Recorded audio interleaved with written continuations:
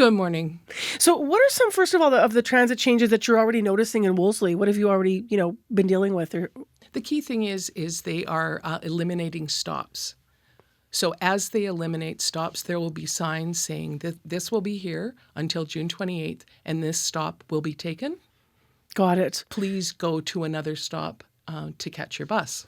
So they're trying to get you used to what the change is that's going to be coming. I believe so, yes. And what's the impact of that been like for you? Is the first one that you're at, seeing the sign at, for example, a stop that you normally would be at? Yes. And how far do you have to go to get to the next one? Panic is my first reaction. Wow. I took the bus to St. James Library on Portage, came out, got to my stop, a normal walking distance. They said this stop will be eliminated. The next one would be eliminated. I would need to walk to Ferry Road. So we're talking about, if I'm at CBC, I'm walking over to the Bay, or worse, to the legislature. Okay.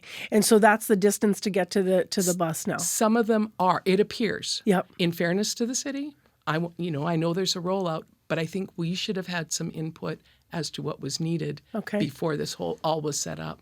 So the before you would have been able to catch your bus, and did you have how long would your walk have been, like, to get to your bus stop before? Oh, like half a block, something like that. Most is a block. We get it. We get it. And now it's much further. Correct. And areas like Wolseley on the number 12 bus, which runs Valor from Portage up to Wellington, that a lot of people get that bus because there's no other bus service. There's none on St. Matthews, and the next one up is Ellis. So how have the changes affected your experience catching the bus? Right now, I'm okay because you can still take your first bus. Yeah, they take my routes. I'm nervous about what's going to happen, and people will say, "Oh, you just need to adjust to change." That's the rhetoric I'm waiting for. I'm more than willing to change, but I don't know what's happening, and the city is not speaking to 30 below. 20, 30 to 50 below with wind chill factors, with sidewalks that are not shoveled, with sidewalks that are not maintained, and there's potholes. So those are some of the variables in this that are not, a fast route, but I'm just going down to Health Science Center, and now I'm going to have to walk, a block and a half extra. Got it. So you're already thinking about, what is that walk going to be like in wintertime? What's that walk going to be like when it's really, really cold out? Correct. How's it going to impact your life? Yeah. I understand you also have a family member who lives with a disability. Is that right? She does. And she, which is an interesting point, she does not have a cell phone, can't manage the cell phone. And is this your daughter? My daughter. Okay. And she takes the bus every day. And so for her, she calls 311. And then I look at that and go, are the resources going to be amped up in June, July? Because the other side piece to that is the bus drivers. Is there going to be an expectation that they're going to know all these routes and how people, when they get, because that's what happens. People get on a bus. Can you tell me how to get to here? So, but back to my daughter, it's going to be scary, because if you don't even know a route, and you call 311, like, so is your daughter, will the concern for your daughter be that she has to make that longer trek as well? Oh, for sure. Yeah. Oh, because the inner city, if we think of the inner city like Wolseley, downtown, all of the, quote, feeders that they're talking about, routes that they're talking about getting rid of, those are our life routes. Those are our go to get our groceries, go to our doctor's appointment. We don't have cars.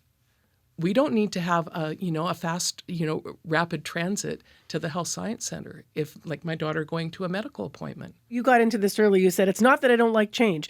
To your point about this, CBC reached out to the city about the changes in Wolseley, and you called it. They did say, quote, "We recognize Winnipeggers want to take transit to a variety of destinations. We're all excited to introduce bus service that will better serve them. We also recognize," they said, "that change can be difficult, and we encourage bus riders to plan their trips well ahead of the network launch.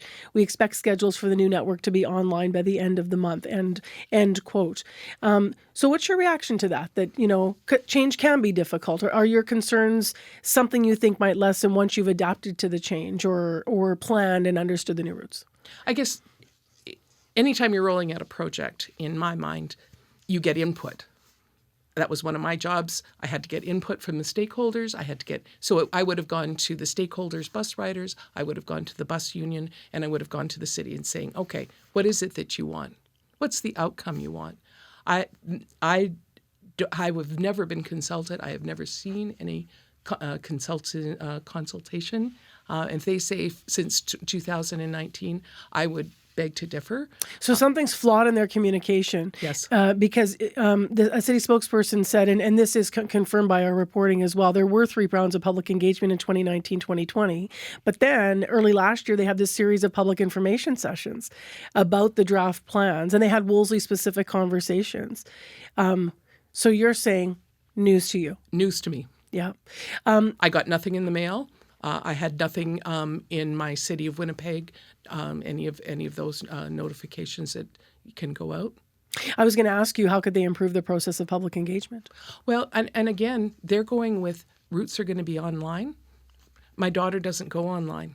So I think that they have to bite the bullet, myself, and I think they have to put paper routes out, the old-fashioned paper routes. They wanted to do this. That's okay. Give us the paper routes again. People can look at it on paper. They can map out if that's truly what they want. Also, how many extra staff are they hiring on 311? Because I believe that 311 is going to be loaded. Could be wrong.